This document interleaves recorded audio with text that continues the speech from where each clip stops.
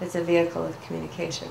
And so if we're here tonight and we're here to explore this vehicle, this particular vehicle of communication, then I just ask that we hold the seat all through the night as we investigate and we hear how we are choosing, some of us in this room, to do this, together, deeply together.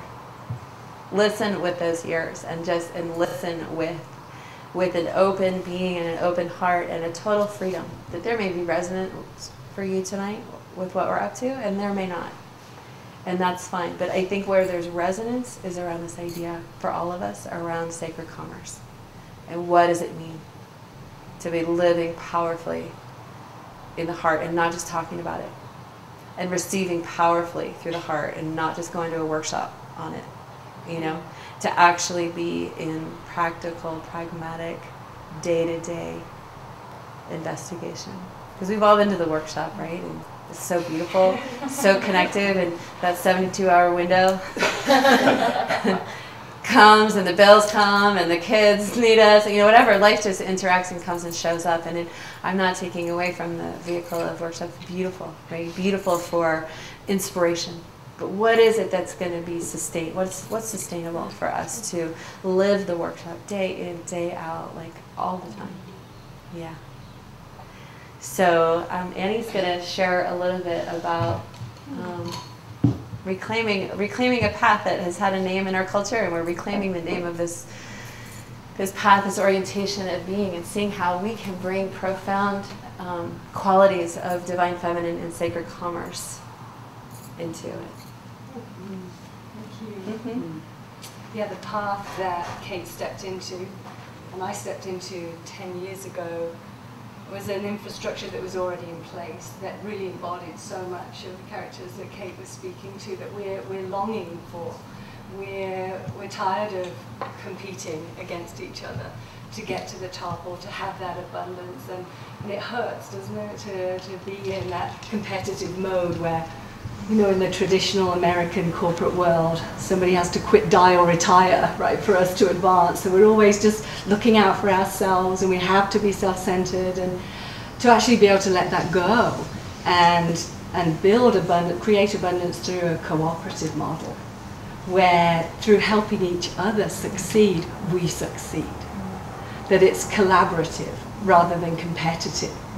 That we can then open our hearts and keep our hearts open all the way through this, and knowing that there's literally room for all of us at the top.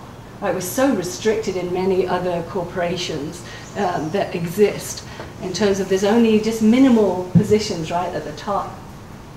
And so with this model of networking, it's essentially networking, and it's conscious networking. It's a spiritually evolved form of being in business in the world. So we're always networking. That's what we do naturally, right? Have you seen this film? You've got to read this book. Kate just gave me a book this evening. We look out for each other. We love sharing things, right? We just do it. We're overqualified to do this. But this is doing it this is doing it consciously, and inviting people very consciously to take a look at a product, and to take a look at an opportunity to shift the way that money moves in our own lives. Specifically, instead of having what I consider like a linear income, where if we don't show up for work, we're not going to get paid, right? That's the traditional form. I couldn't take a month off and go to Hawaii and call my boss and say, can you send my check, to Kona this month? It wouldn't go down too well, right? And that's the model that most of us have existed in. So what if there was a way for us to create an income that kept coming? That kept coming. We worked once, and then we get paid for that effort again and again and again, because somebody was taking a product that they loved, that was making a difference for them, right? That you couldn't stop them taking it if you tried, right? Because you've just been that point person. You've connected them to something that now serves them deeply. Right?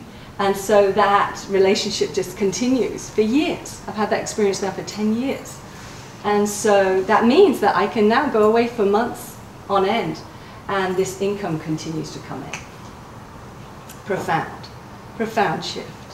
and knowing for myself that that income is coming in. The income is really a reflection of the amount of service that I've provided. Right? So I can provide as much service as I want. I can have the size of check that I want. It's up to me. And then what's also available is that we can also help each other do the same thing. So there's this also model of collaboration around financial health as well as physical health, which I'm really passionate about. Setting people free, setting us free. I don't believe we have time to have a job.